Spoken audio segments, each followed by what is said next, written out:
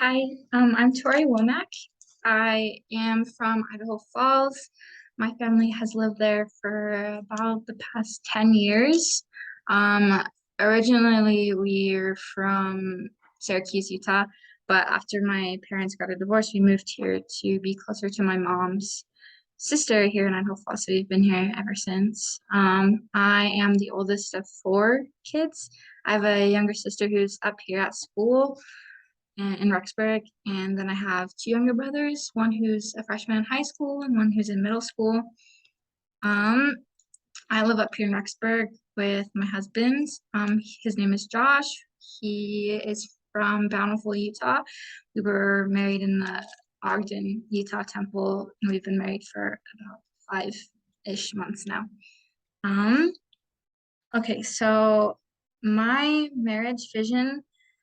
So I would like to have the type of relationship where we can grow together, and I'd like us to be able to recognize that we're imperfect, but that we're willing to work together to overcome those imperfections, and that we're willing to inspire and to uplift and to encourage um, one another to be better. I I like us both to be able to also to strive together in keeping the commandments and doing the will of the Lord. Part of that desire talk that was suggested in the assignment was there's a quote that said, "Those who already have a temple marriage should do all they can to preserve it." And so to me, that means like selflessly serving one another and being true to our covenants. And I think that's a really important part of like my vision for my marriage, because maintaining that love by like serving one another, but also like maintaining our spirituality will like really help us to have a good marriage throughout like our lives. So what I think that looks like on a day-to-day basis is like praying together and studying the scriptures together and just being able to like communicate with one another about hard things and happy things and just everything in between. So something that I read in a talk called Choosing and Being the Right Spouse, I read this recently and it really made me think about what my marriage vision is.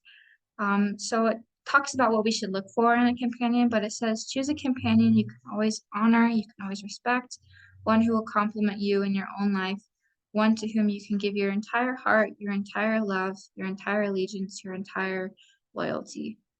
And then it goes on to keep talking about picking somebody who says, a deep love of the Lord and of his commandments, a determination to live them, one that is kindly understanding, forgiving of others, and willing to give of self with the desire to have a family. So I think this is a really big part of my marriage vision just because I really hope that here on out in my marriage that my husband and I are able to continue to honor each other and to respect each other and to complement one another and to give our entire selves to one another, but also be understanding and forgiving, and again just giving of ourselves to the other person. um so I believe that this vision is realistic. So according to the article on marital myths, there's one reality that says your spouse will love you to the extent that you are lovable, and that's based on your behavior. So to me, that kind of ties in with, like my vision of, being respectful and honoring one another and just being selfless towards the other person, because I think that kind of behavior will really like show the person that you love them, and then you'll be able to receive love from the other person. And then another reality that was listed says your marriage will be stronger if you focus on pleasing your partner and making sure you're doing all you reasonably can to contribute without keeping a tally. So I think that that's just like really important because like just I kind of tying in again with like selflessly serving one another.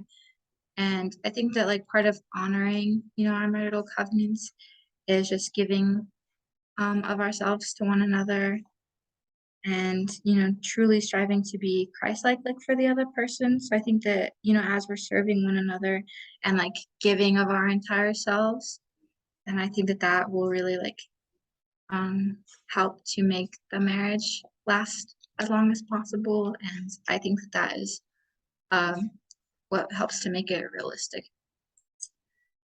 So does this vision account for you and your spouse's personal weakness?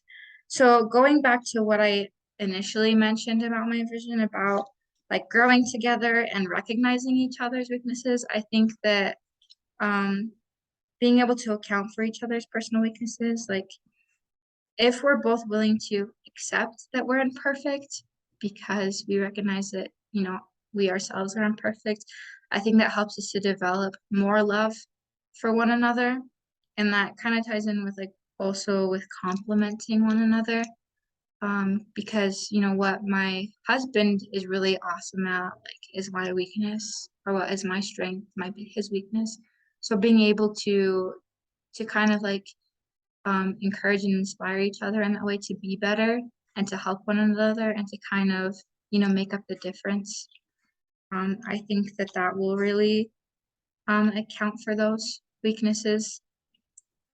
But yeah, I just think that, as we're, striving to be understanding of one another too, which is part of what I mentioned as being part of my vision, I think that that will definitely help in recognizing and accepting and loving the other person despite their personal weaknesses.